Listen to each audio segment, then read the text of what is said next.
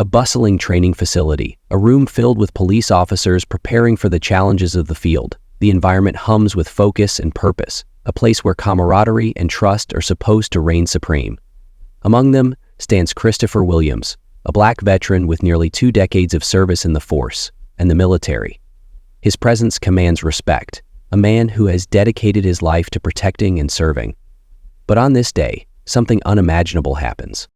The air grows tense. Eyes begin to shift. A murmur ripples through the room as one officer's attention fixes on Williams. Suddenly, accusations are hurled. Before anyone can fully process what's unfolding, Williams finds himself being yanked backward, his arms forced behind him, and cold steel cuffs clicking into place. His protests, his badge, his years of dedication, none of it seems to matter. He's stripped of his dignity, in front of colleagues who know his name, his rank, his service. This isn't an isolated incident. This is a snapshot of a much larger issue, one that runs deeper than many care to admit. It's the kind of moment that makes you question, if this can happen to an officer, a decorated veteran, what does it mean for the rest of us? Christopher Williams' story is not just about humiliation. It's about resilience in the face of injustice, about confronting a system that failed one of its own. What's revealed on his table later will leave you questioning everything you thought you knew about fairness, respect, and humanity. Stay with us as we uncover the truth behind this moment, its far-reaching implications, and the shocking revelations that followed. This is not just a story about one man. It's a story about all of us, and it begins right now. Christopher Williams wasn't just any officer. He was a man who had dedicated his life to service, first as a decorated veteran of the United States Army, and later as an officer in the Detroit Police Department. For 18 years, he had walked the thin line between protecting his community and navigating the complexities of being a black man in law enforcement. To his colleagues, he was known for his discipline, integrity, and unwavering commitment. To his family, he was a protector and a source of pride. Christopher was a man who had earned his respect through actions, not words. Studies have shown that flakes of experienced depression are found among leaders of many ages. The setting for this moment of betrayal was a standard training session at a Detroit police facility in early 2019. The building, an unassuming structure nestled in the heart of the city, was meant to be a space for officers to prepare, learn, and grow together. On this day, the mood was businesslike. Groups of officers were scattered throughout the training area, engaging in simulated exercises, exchanging tips, and preparing for the real-world challenges they would face. The room echoed with the sound of instructions being given, boots scuffing against the floor, and the occasional burst of laughter. For Officer Williams, this was another day on the job, another opportunity to lead by example. But then, something unexpected happened. As the session progressed, a fellow officer, one who had known Williams for years, noticed something that seemed to change the entire trajectory of the day.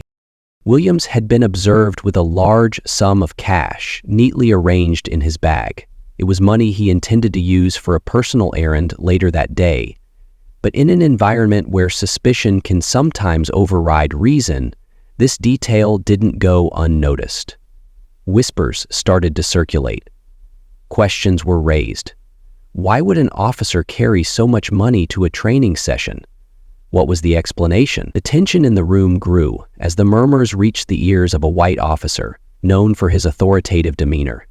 Without seeking clarification, he approached Williams, his voice sharp and accusatory. The conversation quickly escalated, and within moments, what should have been a simple inquiry turned into an outright confrontation. Christopher Williams, a man who had served his country and his community, found himself surrounded, his colleagues standing frozen in disbelief as accusations flew. And then, the unthinkable happened. Despite identifying himself, despite his badge and his standing as a veteran, Williams was forcibly restrained. His arms were twisted behind him, and he was cuffed in front of his peers. The training session came to a standstill as every eye turned to witness what was unfolding. Shock, confusion, disbelief. These emotions painted the faces of those present. But no one spoke up. No one intervened. The humiliation was instant and overwhelming. For Christopher Williams, this wasn't just a violation of his rights. It was a betrayal of the values he had spent his entire career upholding. In that moment, the respect he had worked so hard to earn was stripped away in an instant. But this was just the beginning of a story that would uncover deep, systemic issues within the department and raise questions about how we treat those who have sworn to protect us. The initial confrontation was only the start. As Officer Williams stood, handcuffed in the training facility, he identified himself repeatedly, his voice calm, yet firm. "I'm one of you," he said, his words cutting through the tension in the room. But those words fell on deaf ears. The officer restraining him tightened his grip, as if the badge Williams carried held no significance. In that moment, the uniform, the years of service, the sacrifices he had made, all of it was rendered invisible. The situation escalated further as officers began to question him about the cash. Despite his explanation that it was for a personal matter, he was met with suspicion. The narrative quickly shifted from a misunderstanding to something much darker. The idea that a black man, even one in uniform, could carry a substantial amount of money without suspicion seemed incomprehensible to some in the room. As the confrontation unfolded, others began to speak out. Some officers questioned the handling of the situation, pointing out the lack of due process and the clear disregard for Williams's identity as a fellow officer. But their voices were hesitant, drowned out by the commanding presence of the officer leading the charge. The silence from the majority was deafening. In the aftermath, the story spread like wildfire. Civil rights advocates condemned the incident, calling it a stark example of the racial biases that persist within law enforcement. Testimonies from those present painted a troubling picture, one of unchecked authority, implicit bias, and a failure to uphold the very values the department claimed to represent. But there was a twist. As investigations unfolded, it was revealed that the officer responsible for detaining Williams had a history of complaints against him. Allegations of misconduct, excessive force, and racially charged behavior came to light, adding a new layer of complexity to the case. This wasn't just about a single moment. It was about a pattern of behavior that had gone unchecked for years, and yet, as the case moved forward, the question remained: how many more incidents like this go unnoticed, unreported, or unresolved?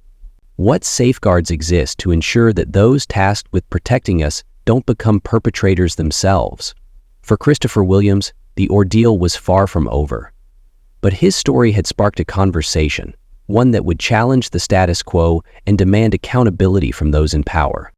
The courtroom was silent, the kind of silence that weighs heavily in the air, where every sound seems amplified, and every breath is held in anticipation. Christopher Williams sat in the gallery, his face a mixture of exhaustion and quiet determination. This was the day he had been waiting for. A chance to see justice served. A chance to reclaim a part of himself that had been stripped away during that humiliating encounter. The prosecution laid out the case with precision. They presented evidence that painted a damning picture of the officer who had detained Williams. Testimonies from other officers, surveillance footage from the training facility, and a history of prior complaints all told a story of misconduct and unchecked power. The jury listened intently as the prosecutor described how Williams, a decorated veteran and loyal officer, had been treated not as a colleague, but as a suspect, a stark reminder of the biases that continue to plague the justice system. When it was time for Williams to take the stand, the room shifted. He spoke with a voice that carried the weight of his experiences. He recounted the humiliation, the disbelief, and the sense of betrayal he felt in that moment. But he also spoke of resilience, how he chose to stand up not just for himself, but for others who might face similar injustices. His words resonated deeply, leaving an impact on everyone present. The defense tried to argue that the officer had acted out of caution, that his actions were driven by protocol rather than prejudice. But the evidence told a different story. When the verdict was read, the courtroom erupted in emotion. The officer was found guilty of assault and misconduct, a moment of validation for Williams and a victory for those fighting against systemic injustice. As the judge handed down the sentence, Williams closed his eyes, a single tear tracing down his cheek. This wasn't just about punishment, it was about acknowledgement, about someone finally being held accountable for actions that had caused harm far beyond a single individual. Outside the courthouse, Williams addressed the media. His words were measured but powerful. He spoke of the need for change within law enforcement, for better training, for accountability, and for a system that treats everyone with dignity and respect. He thanked those who stood by him and expressed hope that his case would be a catalyst for reform. The Detroit Police Department, facing public scrutiny, announced a series of measures aimed at addressing the issues brought to light by Williams' case. New training programs were introduced, focusing on implicit bias and de-escalation techniques. A review board was established to oversee complaints against officers, ensuring greater transparency and accountability. While these steps were significant, they were just the beginning of a much-needed transformation. In the months following the trial, Christopher Williams began the process of healing, not just physically, but emotionally and mentally.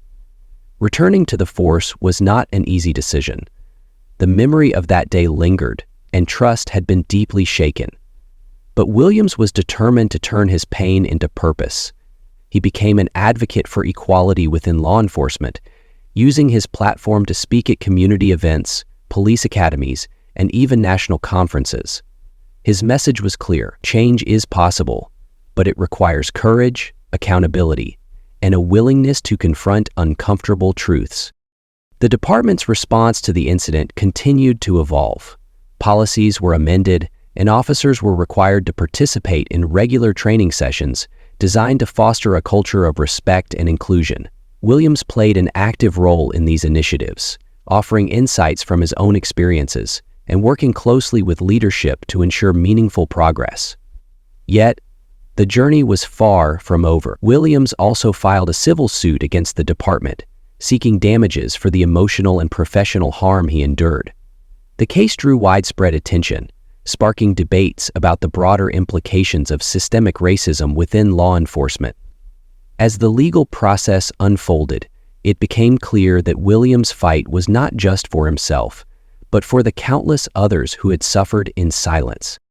Today, Christopher Williams continues to serve, not just as an officer, but as a symbol of resilience and hope.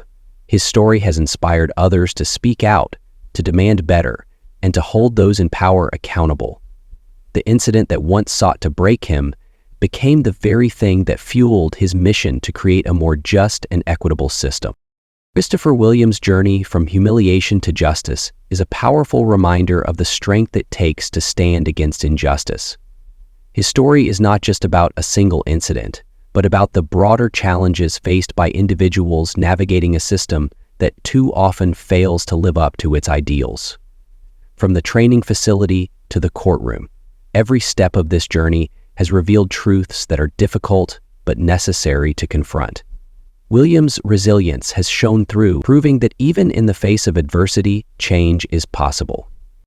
As we reflect on this story, we must ask ourselves, what kind of system do we want to build? How can we ensure that respect and dignity are extended to everyone, regardless of their background? These are questions that demand answers, not just from law enforcement, but from all of us as a society. We invite you to join the conversation, to share this story, and to advocate for the change that Christopher Williams and so many others have fought for. Subscribe to our channel for more stories that matter, stories that inspire, and stories that remind us of the power of standing up for what is right.